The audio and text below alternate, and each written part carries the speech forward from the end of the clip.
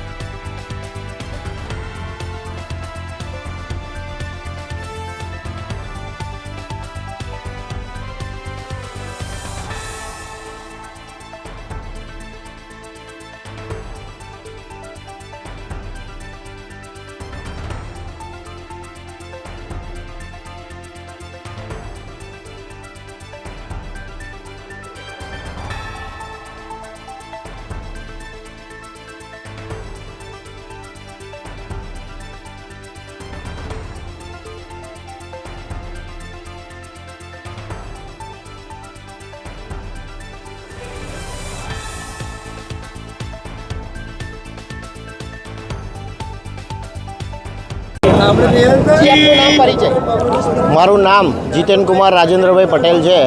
મેં ચાંગા ગામના ward number 8માંથી ઉમેદવારી નોંધાવેલી અને મને 196 મતે વિજેતા જાહેર કર્યો અને મારા તમામ વોટરો, મારા વિશ્વાસુ ટેકેદારો અને મારા તમામ ગામના જે મારા વેલ વિશરો બધાને હું ખૂબ ખૂબ આભાર માનું છું। આગળ ભવિષ્યમાં તમે પંચાયત સાથે કેવા વિકાસના કામો કરશો? આગળ ભવિષ્યમાં પંચાયત સાથે રહીને અને પ્રથમ મારા વોર્ડ અને પછી ગામનો ટોટલી વિકાસના સંપૂર્ણ કામોમાં મારો સહભાગી હું બનીશું। આપનું નામ પરિચય? હરીને પૂંજાભાઈ ઠાકોર, કયું ગામ સાપુર, તાલુકો પેટલાદ, જિલ્લો આણંદ। સરપંચ પદે આજે ચૂંટાયા, કેટલા વોટે જીત્યા? 437 વોટે બહુમતીથી જીત આપી તે ગામજનો દરેક સમાજનો હું ખૂબ અભિનંદન માનું છું। આગળ ગામના કયા કયા વિકાસ કાર્યો કરશો? આજે બધા સમાજના સાથે લઈને ચાલીશ અને ગામનું વિકાસ કરીશ એ અમારો ધ્યેય છે। જી, આપનું નામ પરિચય?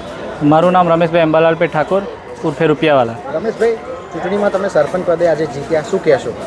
બસ તો સૌથી પ્રથમ તો હું મારા મત વિસ્તારના તમામ મતદાતાઓનો ખૂબ ખૂબ આભાર માનીશ કે એમણે મારા પર આટલો બધો વિશ્વાસ રાખ્યો અને જંગી બહુમતી મને વિજય બનાવ્યો। આગળ ગામના કયા કયા વિકાસના કામો કરશો?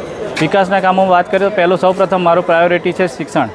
શિક્ષણ શુદ્ધ છે તો જ ક્રાંતિ આવશે અને આ જે તમે પરિણામ જોઈ રહ્યા છો એક ક્રાંતિ છે, યુવા ક્રાંતિ છે। એટલે આગળના સમયમાં હું શિક્ષણ, રોડ રસ્તા અને પ્રાથમિક જરૂરિયાતો પર પ્રાથમિક ધ્યાન આપીશ।